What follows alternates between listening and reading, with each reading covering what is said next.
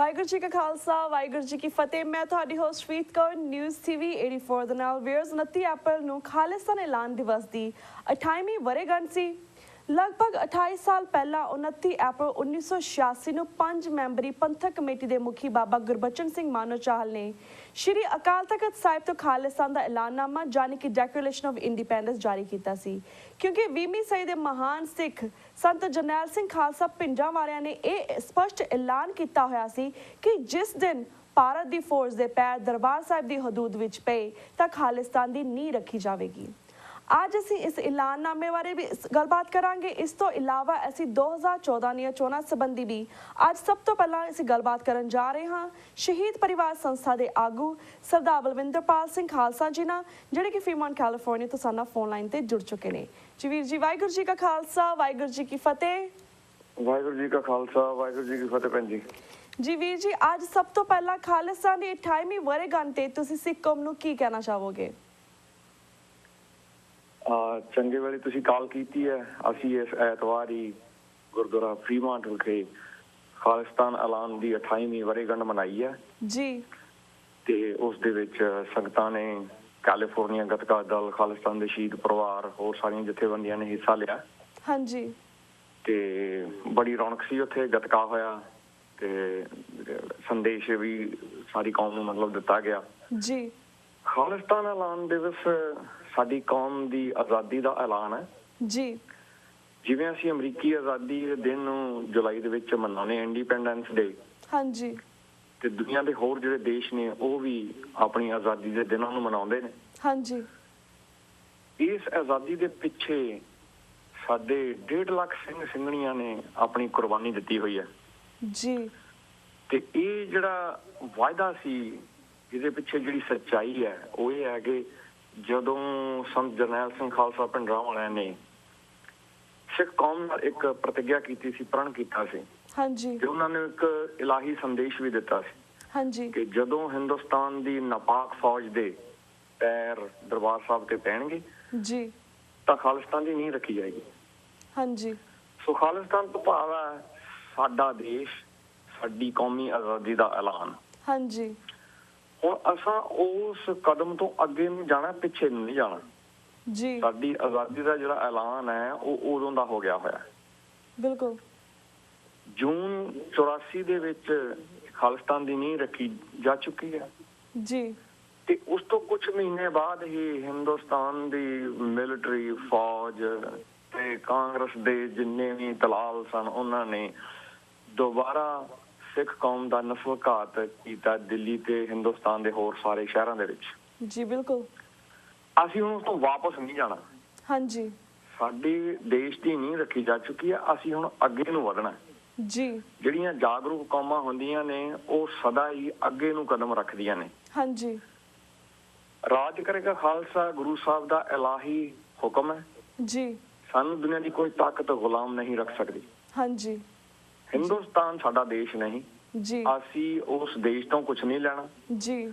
ਉਸ ਦੇਸ਼ ਤੋਂ ਸਾਨੂੰ ਧੋਖਾ, ਬੇਈਮਾਨੀ ਤੇ ਮਕਾਰੀ ਮਿਲੀ ਹੈ ਜੀ। ਹੁਣ ਅਸੀਂ ਉਸ ਦੇਸ਼ ਦੇ ਕੁਝ ਨਹੀਂ ਲੱਗਦੇ, ਨਾ ਸਾਡਾ ਕੁਝ ਲੱਗਦਾ। ਹਾਂਜੀ। ਜੀ। ਸਾਡੀ ਆਜ਼ਾਦੀ ਦਾ ਐਲਾਨ ਹੋ ਚੁੱਕਾ ਹੈ, ਹੁਣ ਅਸੀਂ ਅਮਨਮਈ ਜੱਦੋ-ਜਹਿਦ ਕਰਦੇ ਹਾਂ, ਅੱਗੇ ਨੂੰ ਵਧਣਾ ਜੀ। ਦੂਜਿਆਂ ਦਾ ਸਹਿਯੋਗ ਲੈਣਾ ਤੇ ਆਪਣੀ ਕੌਮ ਨੂੰ ਆਪਣਾ ਸਹਿਯੋਗ ਦੇਣਾ ਜੀ ਬਿਨਾਂ ਕਿਸੇ ਦੁਬਿਧਾ ਦੇ, ਬਿਨਾਂ ਕਿਸੇ ਕਨਫਿਊਜ਼ਨ ਦੇ। ਜੀ। ਸਾਰੀ ਕੌਮ ਨੂੰ ਹੁਣ ਖਾਲਿਸਤਾਨ ਵਾਸਤੇ ਸੋਚਣਾ ਚਾਹੀਦਾ ਹੈ। ਹਾਂਜੀ। ਤੇ ਉਸ ਵਾਸਤੇ ਕੋਸ਼ਿਸ਼ ਕਰਨੀ ਚਾਹੀਦੀ ਹੈ ਕਿ ਜਿੰਨਾ ਕੋਈ ਵੀ ਕੁਝ ਹਿੱਸਾ ਪਾ ਸਕਦਾ ਉਸ ਆਜ਼ਾਦੀ ਵਾਸਤੇ, ਹਿੰਦੁਸਤਾਨ ਤੋਂ ਗੁਲਾਮੀ ਦੀਆਂ ਜ਼ੰਜੀਰਾਂ ਤੋੜਨ ਲਈ, ਹਾਂਜੀ, ਉਹ ਸਾਨੂੰ ਕਰਨਾ ਚਾਹੀਦਾ। ਹਾਂਜੀ ਜੀ ਬਿਲਕੁਲ। ਜਿਸ ਤਰ੍ਹਾਂ ਵੀਰ ਜੀ ਤੁਸੀਂ ਗੱਲ ਕੀਤੀ ਕਿ ਸਾਨੂੰ ਆਪਣਾ ਦੇਸ਼ ਚਾਹੀਦਾ, ਸਾਨੂੰ ਸਾਡਾ ਕੌਮੀ ਨਿਸ਼ਾਨੇ ਤੇ ਸਾਨੂੰ ਡੁੱਟ ਕੇ ਖੜਨਾ ਚਾਹੀਦਾ। ਪਰ ਜਿਸ ਤਰ੍ਹਾਂ ਬਾਹਰਲੇ ਦੇਸ਼ਾਂ ਦੇ ਵਿੱਚ ਜਿਹੜੇ ਆਪਣੇ ਭਾਈ ਵੀ, ਆਪਣੇ ਵੀਰ ਨੇ ਜਾਂ ਆਪਣੀਆਂ ਭੈਣਾਂ ਨੇ, ਉਹ ਤਾਂ ਖਾਲਿਸਤਾਨ ਦੇ ਉੱਤੇ ਜਾਗਰੂਕ ਨੇ, ਉਹ ਤਾਂ ਚਾਹੁੰਦੀਆਂ ਕਿ ਆਪਣਾ ਦੇਸ਼। ਪਰ ਸਾਡੇ ਪੰਜਾਬ ਦੇ ਵਿੱਚ ਵੀਰ ਭਰਾ, ਤੁਹਾਨੂੰ ਨਹੀਂ ਲੱਗਦਾ ਕਿ ਉਹ ਆਪਣੇ ਨਿਸ਼ਾਨੇ ਤੋਂ ਕਾਫੀ ਭਟਕ ਗਏ ਨੇ? ਦੇਖੋ, ਪੰਜਾਬ ਦੇ ਜਿਹੜੇ ਲੋਕ ਨੇ ਉਹ ਜ਼ੁਲਮ ਦੇ ਨਾਲ ਗੁਲਾਮ ਬਣਾਏ ਹੋਏ ਨੇ ਜੀ। ਲੋਕਤੰਤਰ ਨਾਂ ਦੀ ਕੋਈ ਚੀਜ਼ ਹੈ ਨਹੀਂ ਪੰਜਾਬ ਦੇ ਵਿੱਚ ਜੀ। ਬਿਲਕੁਲ। ਉੱਥੇ ਪੁਲਿਸ ਤੰਤਰ ਹੈਗਾ। ਜੀ ਜੇ ਕੋਈ ਬੰਦਾ ਸੱਚ ਬੋਲਣ ਦੀ ਕੋਸ਼ਿਸ਼ ਕਰਦਾ ਉਹਨੂੰ ਕਤਲ ਕਰ ਦਿੱਤਾ ਜਾਂਦਾ, ਉਹਨੂੰ ਮਾਰ ਦਿੱਤਾ ਜਾਂਦਾ ਜਾਂ ਜੇਲ੍ਹਾਂ ਵਿੱਚ ਸੁੱਟ ਦਿੱਤਾ ਜਾਂਦਾ। ਝੂਠੇ ਕੇਸ ਬਣਾਏ ਜਾਂਦੇ ਨੇ। ਹਾਂਜੀ ਲੋਕਾਂ ਦੇ ਉੱਤੇ ਦਹਿਸ਼ਤ ਪਾ ਕੇ ਲੋਕਾਂ ਨੂੰ ਦਬਾਇਆ ਹੋਇਆ। ਜੀ ਸਿਮਰਨਜੀਤ ਸਿੰਘ ਮਾਨ ਤੇ ਉਹਨਾਂ ਦੇ ਨਾਲ ਦੇ ਹੋਰ ਦਲ ਖਾਲਸਾ ਵਾਲੇ ਜਿਹੜੇ ਸਾਥੀ ਖਾਲਿਸਤਾਨ ਦੀ ਆਵਾਜ਼ ਉਠਾਉਂਦੇ ਨੇ, ਉਹਨਾਂ ਨੂੰ ਇਸ ਗੱਲ ਦਾ ਪਤਾ ਹੈ ਕਿ ਸਰਕਾਰ ਉਹਨਾਂ ਦਾ ਕੁਝ ਨਹੀਂ ਵਿਗਾੜ ਸਕਦੀ। ਅੰਤਰਰਾਸ਼ਟਰੀ ਕਟਹਿਰੇ ਦੇ ਵਿੱਚ ਭਾਰਤ ਸਰਕਾਰ ਖਲੋਜੇਗੀ ਜੇ ਉਹਨਾਂ ਨੂੰ ਕੁਝ ਹੋ ਜਾਏਗਾ। ਜੀ ਪਰ ਪੰਜਾਬ ਦੇ ਜਿਹੜੇ ਲੋਕ ਨੇ ਉਹਨਾਂ ਨੂੰ ਠੀਕ ਖਬਰਾਂ ਵੀ ਨਹੀਂ ਦਿੱਤੀਆਂ ਜਾਂਦੀਆਂ। ਹਾਲਾਂਕਿ ਮੀਡੀਆ ਦੀ ਆਜ਼ਾਦੀ ਦਾ ਬਹੁਤ ਰੌਲਾ ਪਾਇਆ ਜਾਂਦਾ, ਬਿਲਕੁਲ, ਪਰ ਆਜ਼ਾਦੀ ਨਾਂ ਦੀ ਕੋਈ ਚੀਜ਼ ਪੰਜਾਬ ਦੇ ਵਿੱਚ ਹੈ ਨਹੀਂ। ਜੀ ਇਹ ਇੱਕ ਵਹਿਮ ਹੈ ਕਿ ਉੱਥੇ ਮੀਡੀਆ ਹੈਗਾ। ਹਾਂਜੀ ਮੈਨੂੰ ਇਹ ਕਹਿੰਦਿਆਂ ਬੜਾ ਦੁੱਖ ਹੁੰਦਾ ਹੈ ਕਿ ਹਿੰਦੁਸਤਾਨ ਦੀ ਜਿਹੜੀ ਪ੍ਰੈਸ ਹੈ ਉਹ ਇੱਕ ਰਖੈਲ ਬਣ ਚੁੱਕੀ ਹੈ ਹਾਕਮਾਂ ਦੀ। ਜੀ ਉਹ ਉਹੀ ਖਬਰਾਂ ਦਿੰਦੇ ਨੇ ਜੋ ਉਹਨਾਂ ਨੂੰ ਸੂਤਰ ਬੈਠਦੀਆਂ ਨੇ। ਸੋ ਇਸ ਕਰਕੇ ਲੋਕਾਂ ਦੇ ਕੋਲ ਠੀਕ ਖਬਰਾਂ ਜਾਣਨ ਦਾ ਕੋਈ ਵੀ ਜ਼ਰੀਆ ਨਹੀਂ ਹੈਗਾ। ਬਿਲਕੁਲ। ਤੇ ਉਸ ਜ਼ੁਲਮ ਦੇ ਅਧੀਨ ਲੋਕ ਜਿਹੜੇ ਨੇ ਨਾ ਸੱਚ ਜਾਣਦੇ ਨੇ, ਨਾ ਉਹਨਾਂ ਨੂੰ ਸੱਚ ਜਾਣਨ ਦਿੱਤਾ ਜਾਂਦਾ। ਜੀ ਉਹਨਾਂ ਨੂੰ ਨਸ਼ੇ ਪਿਆ ਕੇ ਉਹਨਾਂ ਦੀ ਮੱਤ ਮਾਰੀ ਜਾ ਰਹੀ ਹੈ।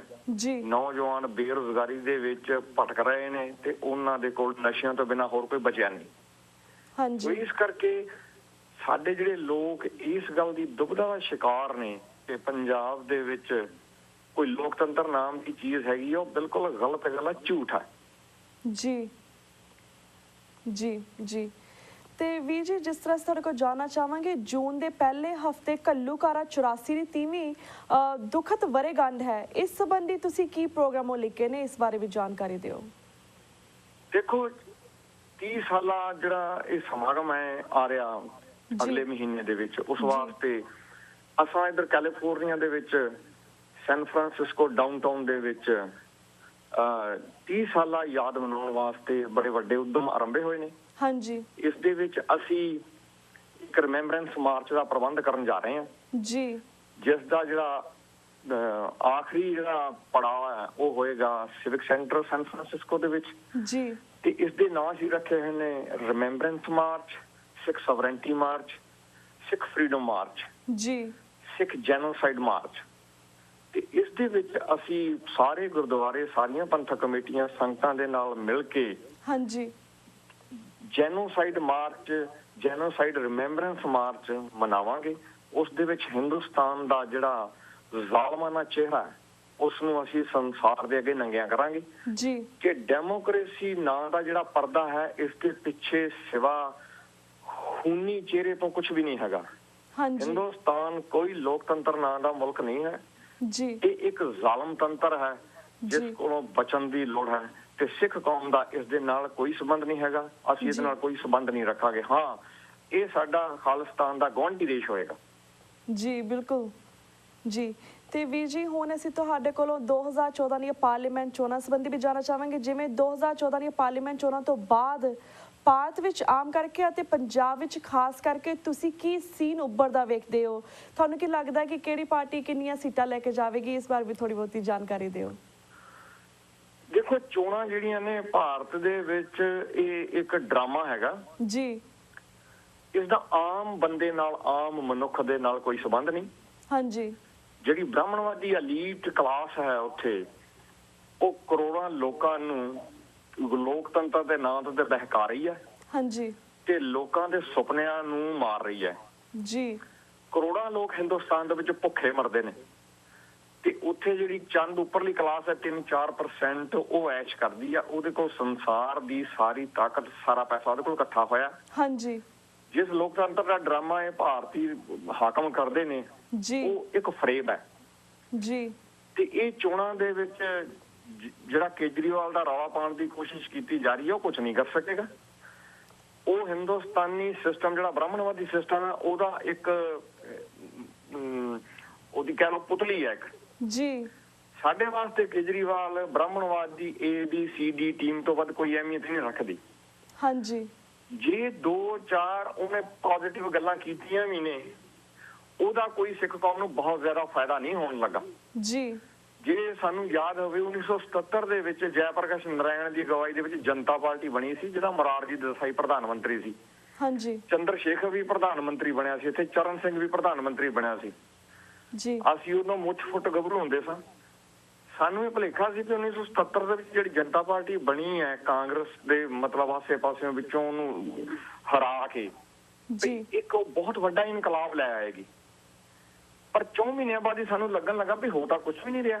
ਹਾਂਜੀ ਤਾਂ ਸਾਨੂੰ ਸਮਝ ਆਈ ਭਈ ਇਹ ਤਾਂ ਇੱਕ ਕਾਂਗਰਸ ਦਾ ਇੱਕ ਬਦਲ ਹੈਗਾ ਜਿਹਦਾ ਨਾਂ ਜਨਤਾ ਪਾਰਟੀ ਆ, ਪਰ ਇਹਨਾਂ ਦੀ ਸੋਚ ਬ੍ਰਾਹਮਣਵਾਦੀ ਹੋਈ ਆ। ਹਾਂਜੀ 3 ਸਾਲਾਂ ਬਾਅਦ ਜਨਤਾ ਪਾਰਟੀ ਖਿੱਲਰ ਫੁੱਲਰ ਗਈ, ਉਸ ਤੋਂ ਬਾਅਦ ਕਾਂਗਰਸ ਫੇਰ ਆ ਗਈ। ਜੀ ਜੇ ਰਾਜੀਵ ਗਾਂਧੀ ਦੇ ਵੇਲੇ ਕਾਂਗਰਸ ਹਾਰਦੀ ਆ, ਚੰਦਰ ਸ਼ੇਖਰ ਆ ਜਾਂਦਾ, ਤਬਦੀਲੀ ਕੁਝ ਵੀ ਨਹੀਂ ਹੁੰਦੀ। ਜੀ ਫਿਰ ਚੰਦਰ ਸ਼ੇਖਰ ਵੀ ਬਣਦਾ ਪ੍ਰਧਾਨ ਮੰਤਰੀ, ਚਰਨ ਸਿੰਘ ਵੀ ਬਣਦਾ ਪ੍ਰਧਾਨ ਮੰਤਰੀ, ਪਰ ਸਿਸਟਮ ਨਹੀਂ ਤਬਦੀਲ ਹੁੰਦਾ। ਹਾਂਜੀ ਜਦ ਤੱਕ ਹਿੰਦੁਸਤਾਨ ਦਾ ਸਿਸਟਮ ਤਬਦੀਲ ਨਹੀਂ ਹੁੰਦਾ ਤਦ ਤੱਕ ਉੱਥੇ ਸਿਰਫ ਨਾਵਾਂ ਦੀ ਤਬਦੀਲੀ ਹੁੰਦੀ ਆ, ਸਿਸਟਮ ਉਹੀ ਰਹਿੰਦਾ। ਹਾਂਜੀ ਜਿਸ ਦੇ ਕੋਲੋਂ ਸਿੱਖਾਂ ਨੂੰ ਕੋਈ ਆਸ ਰੱਖਣੀ ਨਹੀਂ ਚਾਹੀਦੀ। ਸਿੱਖ ਕੌਮ ਨੂੰ ਆਪਣੀ ਸਿੱਖ ਪ੍ਰਭੂ ਸੱਤਾ ਵੱਲ ਵਧਣਾ ਚਾਹੀਦਾ, ਖਾਲਿਸਤਾਨ ਵਾਸਤੇ ਕਾਰਜ ਕਰਨੇ ਚਾਹੀਦੇ ਨੇ। ਇਹ ਚੋਣਾਂ ਸਿਰਫ ਇੱਕ ਡਰਾਮਾ ਨੇ, ਇਹਦਾ ਕੋਈ ਫਾਇਦਾ ਨਹੀਂ ਹੋਣਾ। ਜੀ ਬਿਲਕੁਲ ਬਿਲਕੁਲ। ਤੇ ਵੀ ਜਿਹੜਾ ਅਗਲਾ ਕੁਐਸਚਨ ਹੈ, ਅਸੀਂ ਕਾਫੀ ਸਿੱਖ ਜਿਹੜੀਆਂ ਅਹਿਮ ਸ਼ਖਸੀਅਤਾਂ ਨੇ ਉਹਨਾਂ ਨੇ ਪੁੱਛਿਆ, ਕਿਉਂਕਿ ਅਸੀਂ ਇਸ ਤੇ ਤੁਹਾਡੇ ਵੀ ਵਿਚਾਰ ਜਾਣਨਾ ਚਾਹਾਂਗੇ। ਜਿਵੇਂ ਕਿ ਅਕਾਲੀ ਲੀਡਰ ਵਿਕਰਮਜੀਤ ਮਜੀਠੀਆ ਨੇ ਅਰੁਣ ਜੇਤਲੀ ਨੂੰ ਖੁਸ਼ ਕਰਨ ਲਈ ਡਰਿੰਗ ਦੀਜ਼ ਇਲੈਕਸ਼ਨ ਦਸ਼ਮੇਸ਼ ਪਿਤਾ ਦੀ ਬਾਣੀ ਦੀ ਤੋਹੀਨ ਕੀਤੀ। ਜਥੇਦਾਰ ਅਕਾਲ ਤਖਤ ਸਾਹਿਬ ਨੇ ਮਜੀਠੀਆ ਦੇ ਖਿਲਾਫ ਫੌਰਨ ਕੋਈ ਐਕਸ਼ਨ ਨਹੀਂ ਲਿਆ ਤੇ ਹੁਣ ਉਸ ਨੂੰ ਬੜੀ ਹਲਕੀ ਜਿਹੀ ਧਾਰਮਿਕ ਸਜ਼ਾ ਲਗਾ ਕੇ ਛੱਡ ਦਿੱਤਾ ਹੈ। ਜਥੇਦਾਰ ਦੇ ਇਸ ਵਰਤਾਰੇ ਬਾਰੇ ਤੁਸੀਂ ਕੀ ਕਹਿਣਾ ਚਾਹੋਗੇ? ਦੇਖੋ, ਮੈਂ ਇਸ ਦੇ ਵਿੱਚ ਜਿਹੜਾ ਅਕਾਲ ਤਖਤ ਦਾ ਸਿਧਾਂਤ ਹੈ ਜੀ, ਅਕਾਲ ਤਖਤ ਸਾਡੇ ਵਿਲੱਖਣ ਮੀਰੀ ਪੀਰੀ ਫਲਸਫੇ ਦਾ ਇੱਕ ਪ੍ਰਤੀਕ ਹੈ। ਹਾਂਜੀ ਮੀਰੀ ਪੀਰੀ ਫਲਸਫੇ ਅਨੁਸਾਰ ਜੋ ਕਿ ਬਿਲਕੁਲ ਵਿਲੱਖਣ ਹੈ, ਬੇਨਜ਼ੀਰ ਹੈ ਜੀ, ਉਸ ਦੇ ਵਿੱਚ ਜਿਹੜਾ ਜਥੇਦਾਰ ਦਾ ਰੋਲ ਹੈ ਉਹ ਰੋਲ ਬਹੁਤ ਵੱਡਾ ਜੀ। ਮੌਜੂਦਾ ਜਿਹੜੇ ਜਥੇਦਾਰ ਨੇ ਇਹਨਾਂ ਦੇ ਸੋਚਣ ਦਾ ਢੰਗ, ਇਹਨਾਂ ਦੇ ਕੰਮ ਕਰਨ ਦਾ ਢੰਗ ਜੀ ਮੀਰੀ ਪੀਰ ਦੇ ਫਲਸਫੇ ਅਨੁਸਾਰ ਨਹੀਂ। ਸਾਡੇ ਵਾਸਤੇ ਅਕਾਲ ਤਖਤ ਤੇ ਜਥੇਦਾਰ ਜੀ ਦੋ ਵੱਖੋ-ਵੱਖ ਚੀਜ਼ਾਂ ਨੇ। ਹਾਂਜੀ ਪਰ ਕਹਿਣ ਦੀ ਕੋਸ਼ਿਸ਼ ਇਹ ਕੀਤੀ ਜਾ ਰਹੀ ਹੈ ਕਿ ਜਥੇਦਾਰ ਅਕਾਲ ਤਖਤ ਹੈ ਤੇ ਅਕਾਲ ਤਖਤ ਜਥੇਦਾਰ ਹੈ। ਹਾਂਜੀ, ਇਹ ਬਿਲਕੁਲ ਗਲਤ ਗੱਲ ਹੈ, ਇਹ ਬਰਦਾਸ਼ਤ ਨਹੀਂ ਕੀਤੀ ਜਾਣੀ ਚਾਹੀਦੀ। ਜੀ ਜਥੇਦਾਰ ਇਸ ਵਕਤ ਅਕਾਲੀ ਦਲ ਦੇ ਬਾਦਲ ਕਿਆਂ ਦੇ ਗੁਲਾਮ ਹੋ ਚੁੱਕੇ ਨੇ।